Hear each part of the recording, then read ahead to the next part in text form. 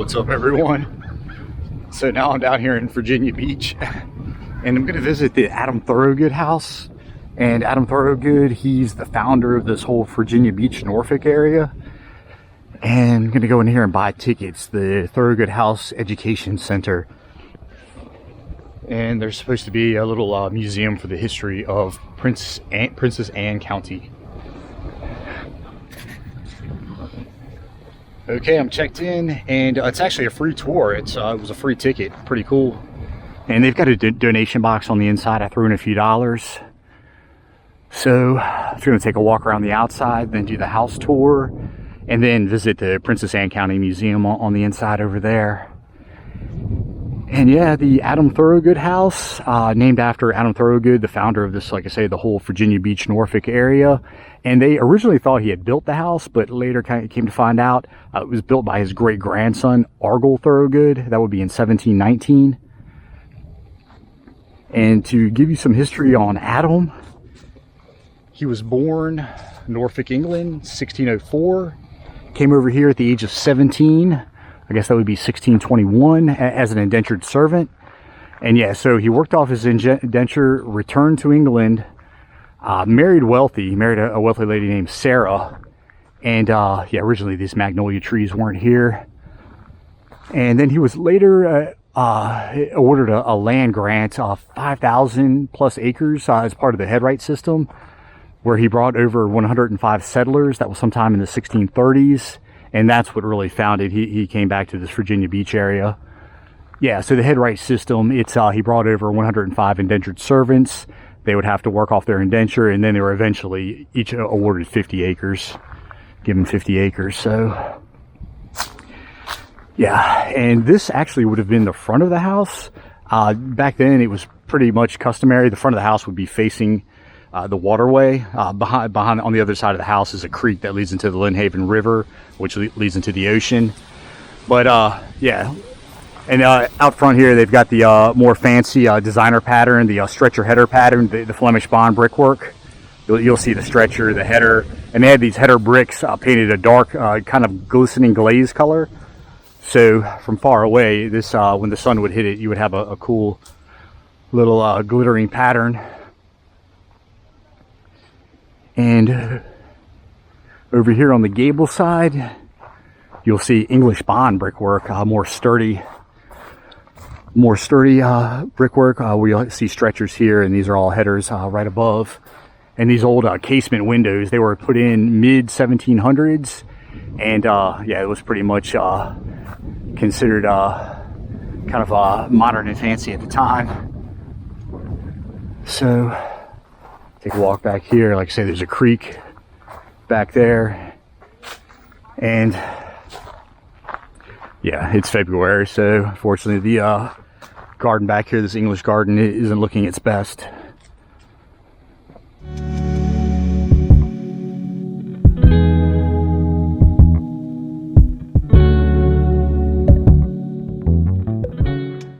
And I wish I was filming with my cell phone, because I don't know if you can see kind of the flatter bricks up there, but there are actually dog prints in the side of the brick, which is kind of neat. So, all right, so yeah, 1719, Argall Thoroughgood built the house. He actually died right before it was completed, so it was passed to his wife. And then it was passed on to their son, John, and he's the one who really fixed it up to make it what it looks like today. So, yeah, got a little owl over here and a squirrel over here. The squirrel is supposed to protect the house during the day. The owl protects it during the evening. So, and these are actually pear trees. Sure looks pretty neat in the springtime. And I'm guessing there's a well back here.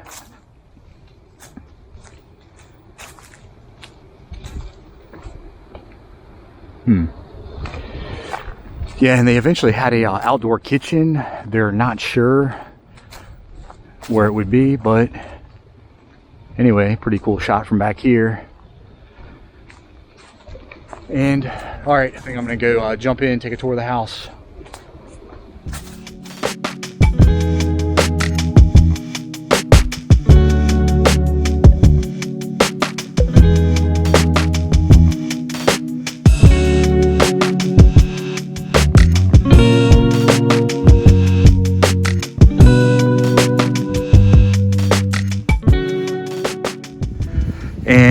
this would be Georgian architecture. You'll see everything symmetrical, except if you'll see, this chimney is actually on the inside of the house, and over here, sun's blocking it, but the chimney over here is on the outside of the house, so it's not quite symmetrical. Oh yeah, and before I go in, original style stairs. This is a recreation, but archaeologists had found the posts down below, so pretty neat. They rebuilt those, and an original style door as well, and it really has a medieval look.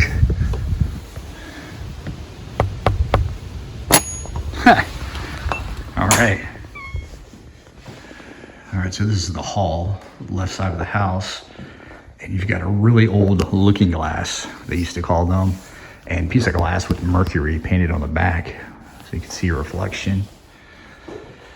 Just a really old corner cabinet, some more of these casement windows, and they reinstalled these in the 1950s when they redid the house. Pretty neat uniform or outfit, and pretty cool piece of furniture over here. And yeah, if you had a dresser with drawers and a lock, you knew you were something. Big old fireplace, a couple pipes down there, and on the side here there's a little arch. Not sure what that's for. It almost looks like a little beehive oven, but apparently they didn't do any cooking in here. So kind of a little parlor area, play games, drink. Over here a cellarette where they kept the alcohol.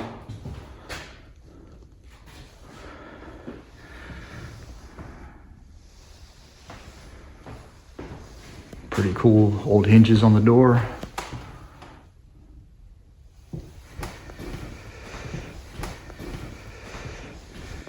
So back here, the bedroom of Margaret, the last wife of John Thorogood. That would be the great-great-grandson of Adam. And this cloth, at the time, in the mid-1500s, would have had to have come from England, so another sign of wealth.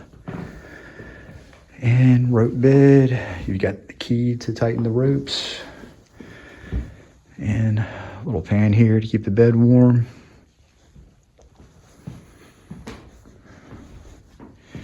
And this was the original kitchen, you can tell, before the outdoor kitchen was built.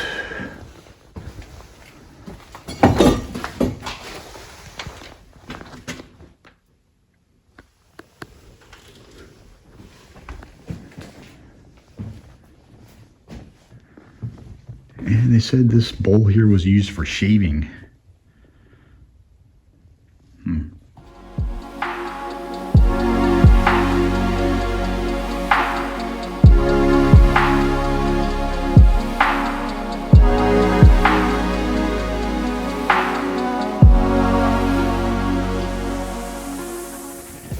All right, John and Margaret's children stayed up here. This would be the boys' room. And you can see some of the toys. And 4 boys stayed in this room. They had 9 children. 1 died young.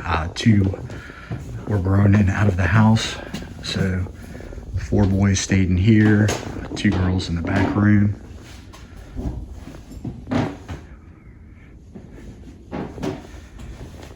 And it's, yeah, small casement window. And yeah, 2 girls stayed in here.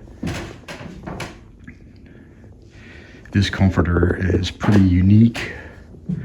It's made of blue indigo glaze, she said, and it's actually stuffed with wool. Little bits of wool were crammed into these pockets, filling these designs. So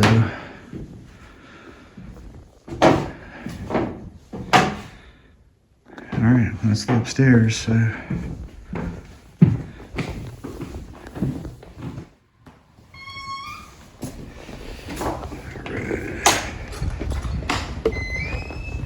I'm gonna take a walk around this Princess Anne Museum, and yeah, it's nicer than I thought it would be.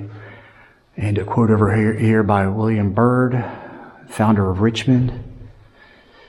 And it's saying that originally all of America was Virginia. Over here, some Native American artifacts dug up in the area. And it looks like something that they would have used for fishing. A turtle shell. And here's a famous painting you'll see a lot. It was done by John White, one of the settlers of the Roanoke Island, that lost colony that wasn't really lost. But anyway, it's an Algonquin Indian painted up.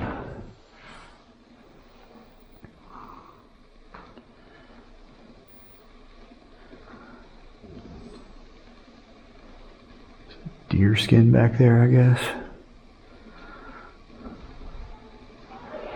King James.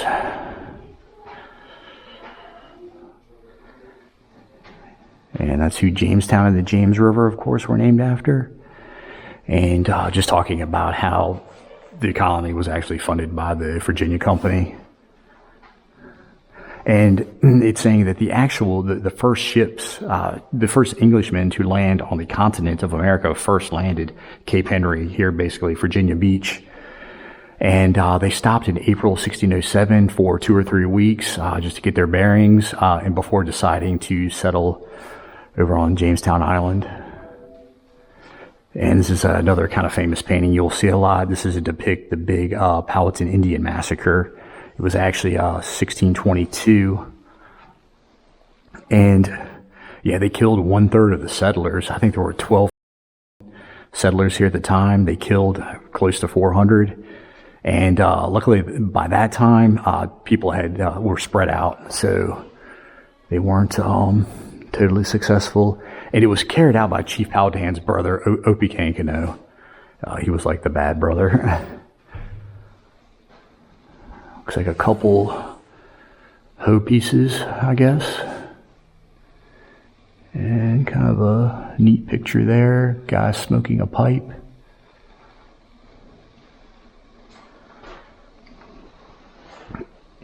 And just talking about the golden weed. Of course, tobacco is what saved the colony. John Rolfe, when he came up with that sweet strain of tobacco that was popular back in England.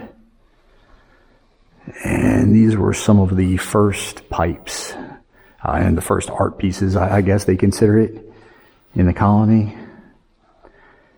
And they call these bookbinders because they were made from the same material that fancy books were made out of. Kind of a marbleized clay, I guess.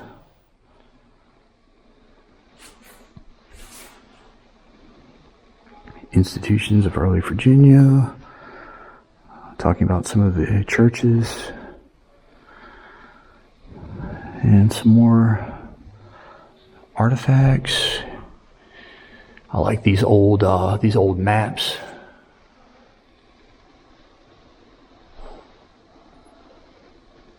And this talked about how the settlers actually preferred to trade with the Dutch. They had a wider selection of goods, but in 1650, the English passed a law that only the English had access to the colonial ports. Oh yeah, and the lady was telling me this would be back here. This is a witch bottle, and it was it was made to cure witches and to rid them of their witchcraft. And they would put hair, fingernail clippings, navel fluff, urine, pins, nails in the bottle. And they would throw it into the fire to dispel the witch's evil powers. Down here tells the story of a lady, Grace Wood. She was charged with witchcraft down here in Norfolk County.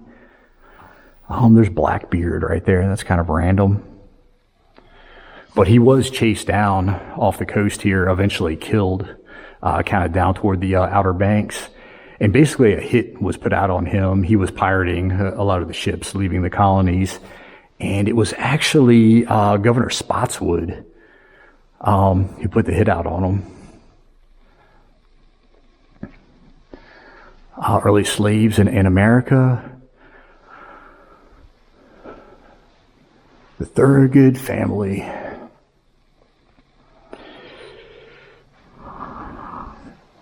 And they're at the bottom. Adam, first settler over here, he and his wife Sarah. And I'm seeing George Mason the second. I wonder, I'm not seeing the first George Mason. William Fitzhugh. I'm not there. I think there were 7 William Fitzhughs. One of the William Fitzhughs was the built Chatham Manor. I don't know if that's him. Oh, all right. Martha Dandridge, wife of George Washington, this was her first husband. And their great-grandson, Robert E. Lee. And so I guess George Washington, was Robert E. Lee's step-great-grandfather. Another Fitzhugh in there. First Thorogood house, Jamestown area. A bunch of pipes over here, usual stuff. Your glazed pottery. Back here, it says a marble bowl. Revolutionary War musket. A swivel gun, it says. And yeah, there were black soldiers that fought with the colonial militia. And that was the first time that they had fought with white soldiers until the Korean War. Or the last time, I should say.